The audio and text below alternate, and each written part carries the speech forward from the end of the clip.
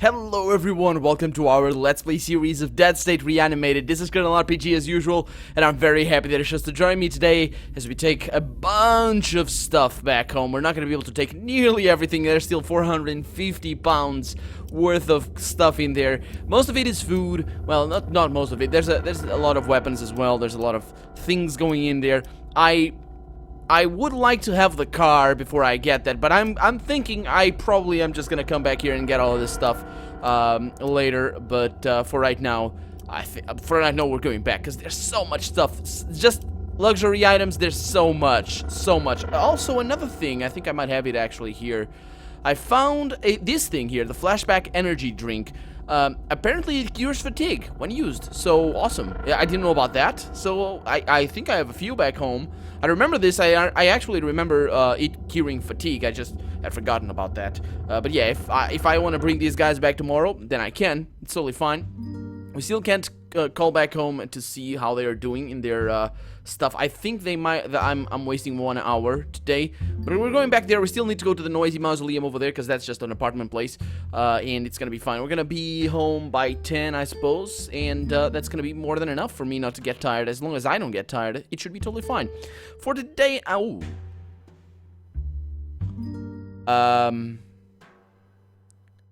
car drove through here recently. Do I want to go there? I guess so. Looks abandoned. Looks. I don't know. I don't know how things are gonna go. Okay, in here we have parts if we want them. We don't.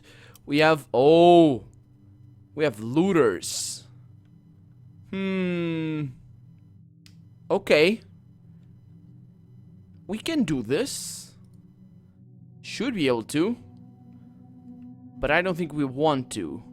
I think we want to get out of here as soon as possible. I'm gonna leave them to their stuff. There's no real reason in messing around with them. Apart from getting all the stuff. But I don't really want that for right now. I don't want to risk our lives. There's some boards over there. I don't have enough. I don't have enough for them. Okay, so they see me. Only one of them sees me though, so I'm probably gonna be able to fall back here and make a little bit of noise from back here, or maybe even kill him without making any noise. So you're gonna wait for him there, you're gonna wait for him here, and she's gonna come back and hopefully not get attacked. Let's see what happens. So he's going for her, of course. Oh, he's not moving as fast as he should. So he's gonna die, I do believe. Let's move you over there, and you need to move back here. Let's see what he does. He's got a sickle, I think, or something to that extent. I think that is not gonna go too well for him. That's 23 points of damage right there. Pretty good. 70% chance to hit. That's bleeding with 20 points of damage right there. Pretty decent. Now I needed to switch here, but I am not gonna switch. Now all I can hope for is for days. There we go. Now you can move away. Okay, let's see what he does. He's going for Renee and misses. The second one, he misses again. The third one, he doesn't. So that's not good. Renee's gonna be really pissed about this whole situation, but it's gonna be fine. Okay. Yeah, Renee's fine. What do we have? We have a bunch of stuff. But I don't want anything of this. Actually, these crackers, is this food? This is food. These crackers are more valuable than some food that I'm carrying around. Like, it's 2 value for 1 pound. So it's pretty good. You need to look at those like that. Like, protein bars are pretty awesome. Yeah. Like this one, for example. The sham is not that good. So I just switch those around and see. We got a potato here, which is 1 value. So that's pretty good. That's better than the sham as well.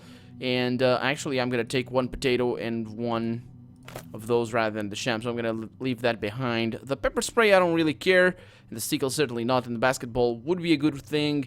It's 2 pounds for 1 point. I don't think I have anything here. At least not on my character. That's that I can throw away for right now. Yeah. It will stay as it is, I think. Yeah, it'll stay as it is. I am taking this Bowie knife just because I don't really know whether or not I'm gonna need it, but yeah. Just leave these guys back here and continue back home because we need to go back home. They are really well equipped though, I think. That guy has a... No, this is not a guy! So that guy's got a shotgun, a sawn-off shotgun, I do believe, and the other guys, I guess we'll see. I guess we won't see. Doesn't matter. Let's keep going. Let's go back home. It's now 6 in the afternoon.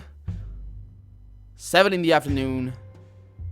And soon it's gonna be, everybody's gonna be tired. There we go. And, no, wait. Yeah, the party has become tired and it's now harder to see in the dark.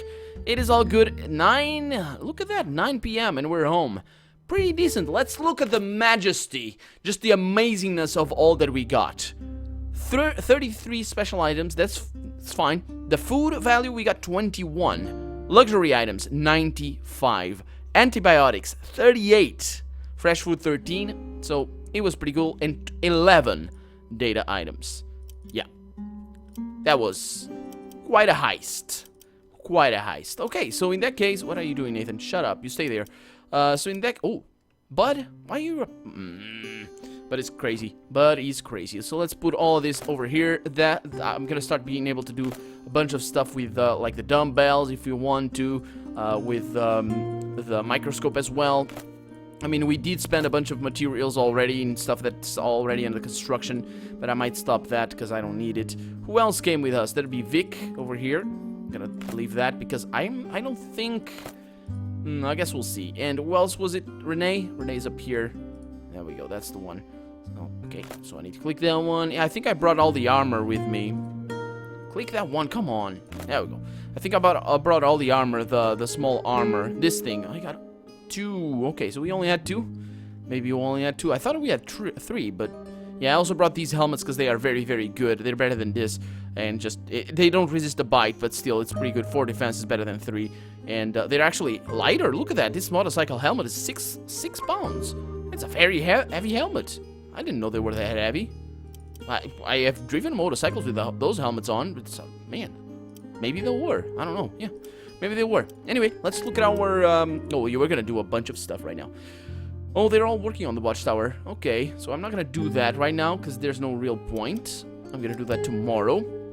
Michiru is still learning. Renee is almost there. Just hover my mouse and oh, I'm almost dead. It's my status right now. And yeah, I'm gonna pick this over here. Oh, by the way, we got medical dictionary, by the way. That thing right there. It's gonna be important. We got cigars, got that, we got that, we got that.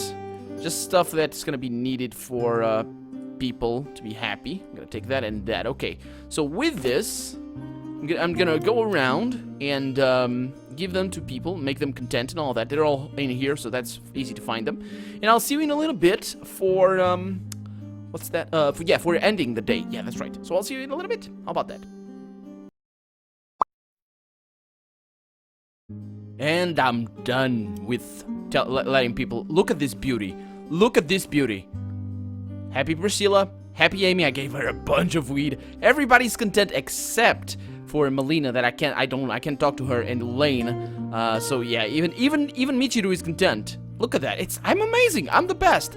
And I got Max up to content, which is pretty awesome. I think he might talk to me right now.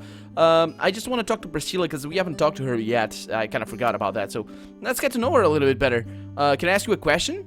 Go right ahead. So how did you end up here at the shelter? Oh, that's a bit of a story. See, until about a few weeks ago, I barely ever left my family's farm. My mom schooled me and I had to spend most of my days working. My dad, well, he's a bit old-fashioned. For most of my family, the church we went to preached that the modern world had lost its way. But see, once I finally got a TV, I saw Todd's program and he preached about tolerance in others and of others and told jokes. It was a revelation. So one day, I got on my horse, took off, and I went to see Todd in the flesh. So that's it? Well, no. See, I didn't know about no infections or nothing. I was just following a map of Todd's church. There was all these people about when I got there, so I pushed my way to the front somehow, and I told Todd what a big fan I was. Someone told him he had to go, and he stretches out his hand and gives me a big smile and takes me with him. And I came to find out he saved my life, because about a day after that, the city got real dangerous. Things got pretty hectic after that. Our groups got separated multiple times. There were some people that got killed, but all the time I was with Todd, and eventually he led me here to safety. You didn't hear about what was going on in the world after at all? Nah, I didn't. I had heard so much about how dangerous and wicked the city was. I just thought it was like that all the time. I know better now. Yeah. Can I ask you a few more questions? So what are your skills? I've been taking care of my family's farm since I could collect eggs from the chickens. But when it comes to horses, shoot, I bet there wasn't anyone in 20 miles who was better with them than me. Well, if you could lead me to some, that'd be mighty appreciated. So what would make you more comfortable here? If you can get your hands on some chicken, I'd love to take care of them. I know we got bigger things to worry about, but hearing the peep of chicks make me feel better. And a fresh egg is a great way to start a day. I've taken care of all sorts of plants at the farm too. Beans are my favorite. Something about that snap when you break them in half. I can't get enough. The beans? What? You break beans in half? Okay, whatever. They're tiny. Anyway, so yeah, I should go, but before that, I want to ask you what would improve your mood. I try to stay positive, like Talk says, but there's just so much I want to try that my family never got on the farm, like chocolates, and any spice that's not salt and pepper. I had this one called cardamom once. It was crazy. I don't know what that is, actually. Cardamom? What's that supposed to be? She's talking about stuff, I don't know, Priscilla. Let's see. Priscilla wants chocolates. She's my kind of girl. Chocolates, and she wants, what else she wants? Cardamom. Oh yeah, she wants spices. That's right, because I got some over here. I asked some spices for her. Gave all the chocolates, I think, to Nathan, because he was okay, and now he's content. Max was also okay, and now he's content. Let's have a chat with the guy. So I'm not gonna press with that one. I know I can. Well, because I tried off camera. But this one, I'm gonna try and see if he's feeling a little bit better. Are you sure you want to talk about some? No, he doesn't want. Okay, let's press on that one then. I've received a lot of complaints about you. Most people here feel threatened by you. So you want me to leave? Fine. No, you know, you could say hi to people or not stare into the distance like a bugfuck nutball. Let's say that one. As we play out the end of humanity, you want me to say, how are you? Ridiculous. Well... yeah, maybe some of us aren't willing to accept that fate yet. Next time you see me, ask me how I am.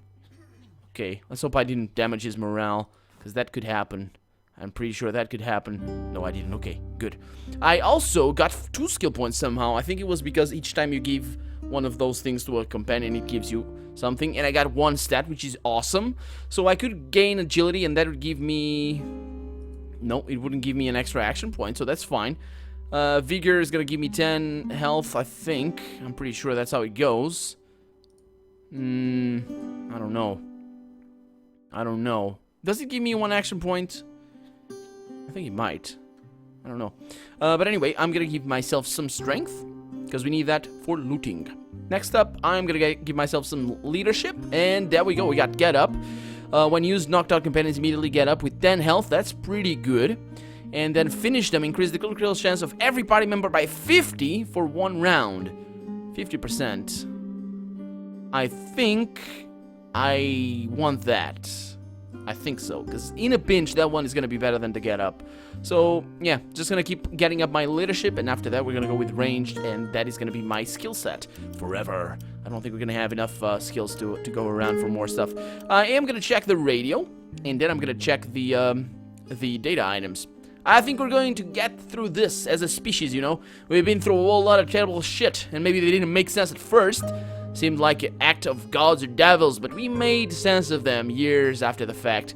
Like, let's see. For one, did we come up as a species in an ice age? Or how about all those epidemics we survived? Smallpox, bubonic plague, Spanish flu. We've had civilizations like the Romans and Egyptians and Aztecs fall apart at the seams, and yet we go on. Economic collapse, super hurricanes, volcanoes, famine. You throw it at us, and we come back in even greater numbers. We're tenacious sons of bitches in evolutionary terms. We're harder to get rid of than rats or roaches because we will poison or cure or shoot or club or set fire to anything that dares to wipe us out. Even when it's us versus us, we can't even beat us. That's actually funny. Now, I know I'm just a guy who's not even near the worst of it, but believe me, if you trust your instincts, if you tap into the essence of being human, you will find the strength to overcome and kick ass of this. It's not the end of the world, just a setback. And just to prove it, I'll be playing tunes you could set a montage to all day. Go out there and conquer, my fine fellow humans. That was inspiring. I like that one a lot. Yeah, it's totally true what he says. Humans are really, really tough. It doesn't matter that we die by the droves. We still survive and still pull through. So let's see, data items. We're gonna read the data. And we have a bunch to read. We have a whole lot. We now are zooming in. We're scrolling. I think this was when I first played the game. I think it was at this stage that I got through all of them. So I spent like a Sunday afternoon reading these, and I had a lot of fun. So, well, let's spend the rest of the episode probably reading these, and hopefully we're gonna have a lot of fun as well. Let's see. So this one is easy. That's actually, it is not. Look at that. Look at that. Yep. So it seems to be an H. It could be hair gun. No.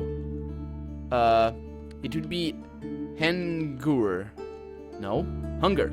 That's the one. Yeah, it's not that hard to get that one. But yeah, I still had some trouble. Numero 3.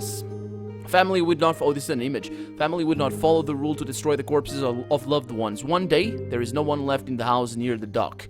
One morning, I captured its face looking out the window. It stays there for many hours. Yep. It's not creepy at all. Not terrible at all. Nope. And of course I'm being sarcastic there. But, let's see. You got, probably danger. Danger seems to be the one that... No, it could be... It can't be danger. It could be... Dragon.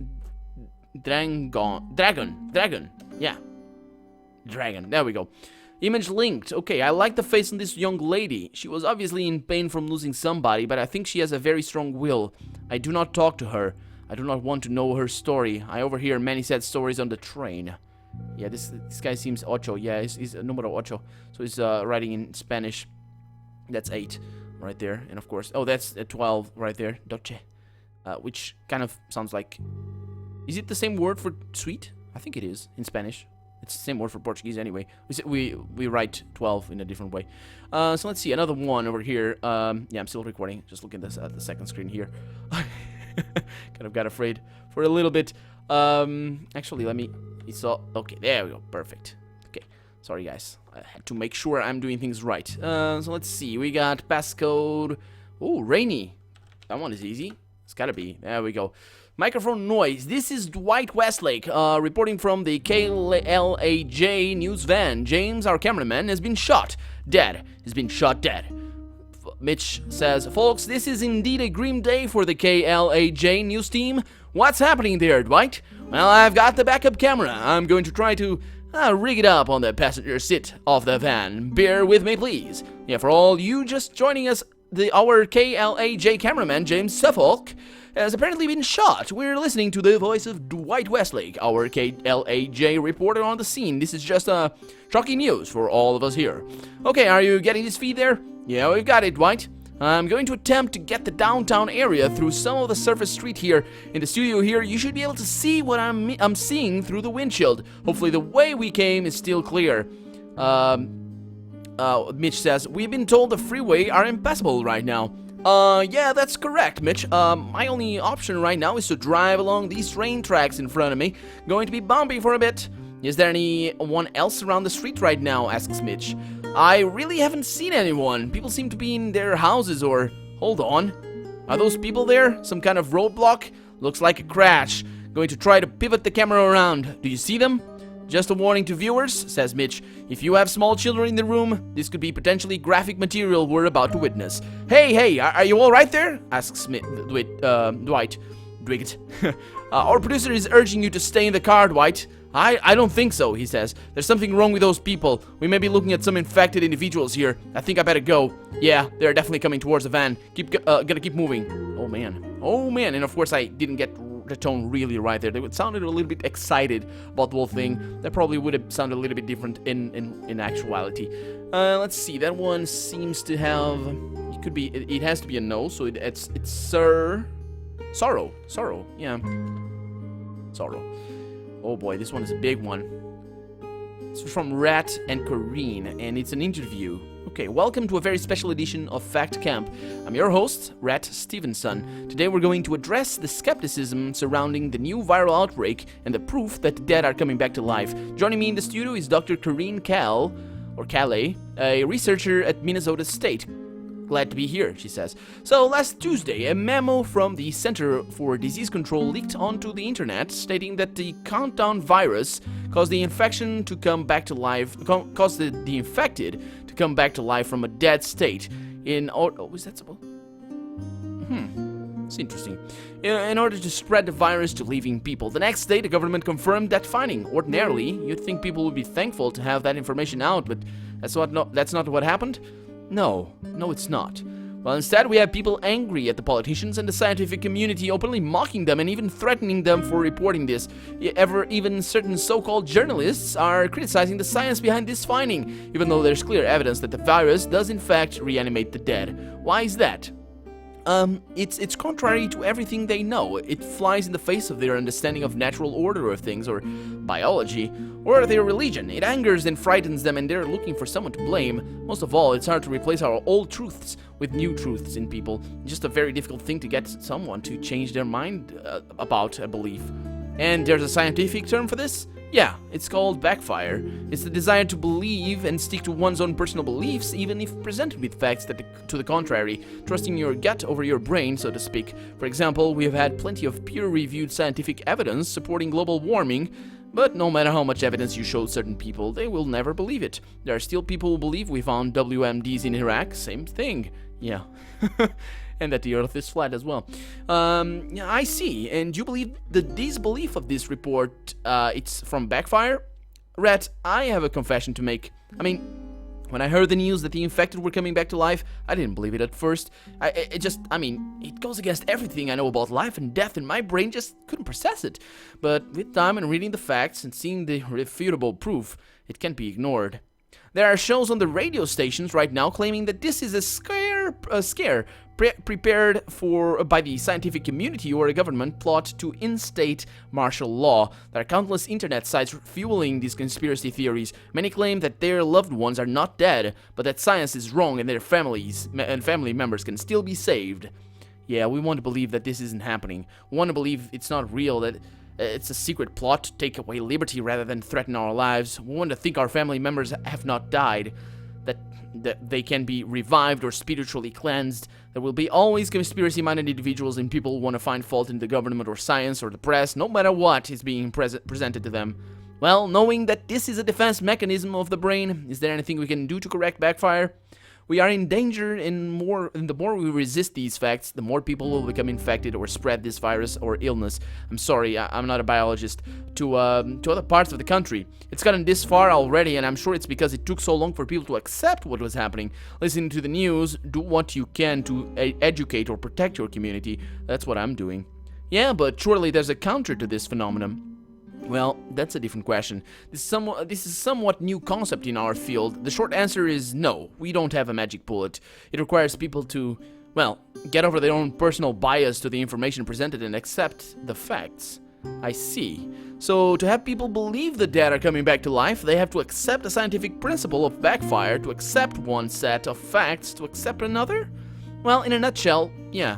Most likely, these people that need to hear this message have already tuned out. Well, thank you for coming on today, Dr. Kale. Hopefully, we have changed some minds. Yeah, I hope so, Rat. Yep. It's actually a quite interesting read, that one. I like that one. Oh, let's go back here. I misclicked there. Okay, so this one... that should be easy. That should be, it could be shovel. Shovel. That's shovel. Yeah, it's gotta be shovel. There we go, shovel. Coffee, pills, stale muffin, phone down, campus outside is quiet, never seen it this quiet, scary but somewhat tranquil, ears ringing, too much caffeine, fix with science later, bigger problems. Let's do possible causes. Think Russell, this is from whom? It's basically scientist notes. Let's do possible causes. Think Russell, think too good for nature, nature fights back, evolution of germs and viruses. Is it a virus? What else? Something new, something made? Nothing like this is in history that we know. Look at new medical procedures and discoveries. Number 1, gene therapy. Rewrites basic cell functions against disease, experimental. What are the side effects? Super cancer, body attacking itself, body trying to pass on new cells to other bodies. Gene Hitler? No, this is stupid. Never would have made it out of testing stage. Maybe, hopefully. Number 2, new virus? No, not a virus. Data says mimic, not virus. Something close, something primitive, jumped to higher organism, control of the brain. The primitive brain eats, walks, reproduces. Basic cell functions, mitochondrial? Maybe. Something mutating apoptosis. No, but this usually leads to horrible death. Number 3, bacteria. Yeah, recent study, bacteria in the gut have huge influence on thought processes. Really? Man, I didn't know. Yeah, our bacteria in the gut are very, very important for a lot of stuff that we do, but I didn't know even the thought process was affected. Man, that's some powerful bugs down there. Bacteria in human body equals 90% of all cells. Yeah, that's true. Bacterial revolution from Gene Hitler? No. But what if bacteria went bad? Rejection of symbiosis? Fuck all. Going to get mine bacteria spread by bite. Can they influence that? The gut bacteria? Maybe a virus causing bacteria behavior. Suppress them, try antibiotics. Worth a shot. Oh, it could be that one actually. Huh. Turritopsis nutricula, or a jellyfish that can reverse its aging. Experiments conducted to figure out how jellyfish skip the stem cells transformation process and skip to a new form of cell. Age therapy, maybe if human experiments to cheat death go bad, nothing dies. We're not jellyfish. Jelly belly DNA. Float around mindless, reproduce, never die. And number 5, Mother Nature is a harsh mistress. Yep, too many people, population control, dirty apes in close quarters, spreading feces and germs and chemicals around. Apocalypse germ, fucking with scientists, something we will never know because we all die. Way to go, Homo erectus. We die out. Life goes on. Crows become dominate life form. Use our skulls for thrones. Yeah. See this one. Oh. Night? It's gotta be night. Kinda looks like night. Night. It's a Kanigata. So this is to Trish from Avon. Yeah, the letter to Trish number 4.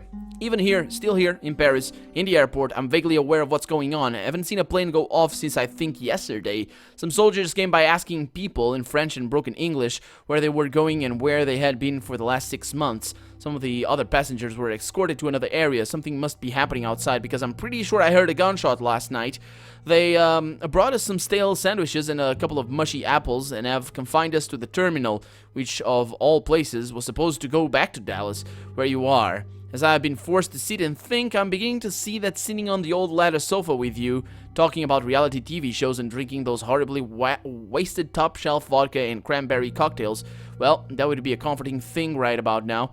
Maybe that wasn't such a dull Thursday night, and perhaps selflessness was a whole lot simpler than when reading about it on a webpage from a prefab launcher. I don't know what I was 100%. I don't know that I was 100% happy with that life, but 2 days out of my comfort zone has surely been a capital D drag. I thought I had it all figured out, and now I find myself in some Kafkaesque airport holding cell with no idea of what is actually happening. My comfort zone was seriously undervalued, and I apologize to you for demolishing your great efforts to sustain complacency. I really screwed the pooch, didn't I? Well, if I get out of here, if I can get back to you, if I can be forgiven, I will make it up to you. I miss you, Trish, and every mundane minute I gave up with you. Someone needs to remind me of who I really am, and no one knows better than you. You know me better than I do, apparently. Well, I think it's over. I'll charm my way out of here sooner or later. Love, Even. P.S. I'm really sorry, but I had to trade the watch you gave me for our anniversary to send this message. If it's the thought that counts, I thought getting this message to you was the best thing I could do with it. Well, if Trish is still alive. She should be, actually. Paris, I mean, being close to all that. Yeah, probably Europe would get annihilated before the US, unless... yeah, they started in Africa, so Europe would be overrun before the US, I think. So let's get this one. That one is Wonder, easily enough. Yep, there we go. Ooh. So let's just skim over this one. It's basically a chat. Where are you? Home, news, evacuated. Why? I don't know. Still hungover from birthday party, not working, the internet. Go back. Good to hear. Oh, Casey is back. Not Casey. Man in house. Oh, shizzles. Get out of the house. 911 not working. Get out of the house. Left back doors open. So stupid. Run. Get out of the house. Help, please. Run, Sari. Get out. Hiding in bathroom. No, run from house. Think no one is in here. Grab bat or weapon. I can hear him outside the door. Hit him in the head. So scared. Help me. Kill him. Run. Trying to get him. Trying to get in. Pocket phone. Run. Yeah. Climb out the window. Yeah, now it's just incoming. Call me when you're safe. Sari, are you there? Please call me. Sari, at the shelter. Call me now. Hope you are safe. Oh man, that was... yeah, right. Huh? She should have dropped the phone, so who knows. Let's get this one, and we're about out of time, so hopefully this one's gonna be fast. We have, oh man. The hell is that one? Oh, that's It's Stonen. Stonen. No, it can't be that one. Yeah, I'm gonna brute force this one, because I think we're out of time, as I said. So, tomorrow we're gonna continue with this adventure, but for right now, I'm Colonel RPG, and this has been Dead State Reanimated. I really hope you've enjoyed it, and if you did, go ahead and leave a comment, like the video, but above all, thank you so much for watching, and I hope I'll see you next episode. Bye-bye.